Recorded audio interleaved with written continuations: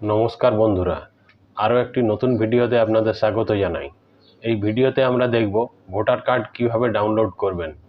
ভিডিওটি ভালো লাগলে লাইক দেবেন, চ্যানেলে নতুন হলে চ্যানেলটি সাবস্ক্রাইব করবেন এবং সঙ্গে নোটিফিকেশন বেলটি অন করবেন, যাতে পরবর্তী ভিডিও দেওয়ার সাথে সাথে তার নোটিফিকেশন পেয়ে যান।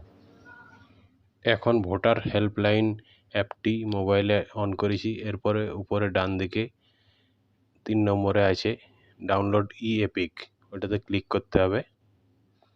এরপর আছে do you have voter ID, reference number, উপরে প্রথমেরটাতে ক্লিক করতে হবে ইয়েস আই হ্যাভ এপিক নম্বরে।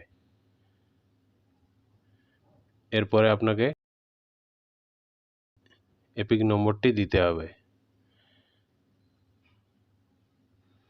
তারপর স্টেট সিলেক্ট করতে হবে।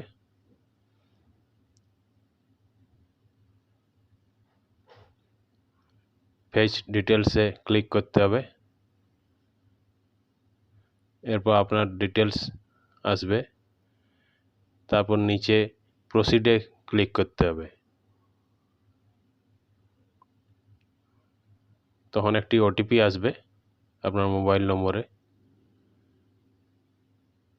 সেটি দিতে হবে। ওটিপিটি দিয়ে verification and download e-EPIC.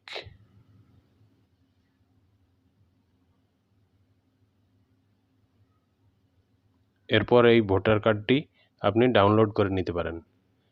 Voter card download করতে গেলে ভোটার কার্ডের সঙ্গে মোবাইল লিঙ্ক থাকতে হবে। কিভাবে ভোটার কার্ডের সঙ্গে মোবাইল লিঙ্ক করতে হবে সেটি জানতে ডান দিকের ভিডিওটি ক্লিক করুন।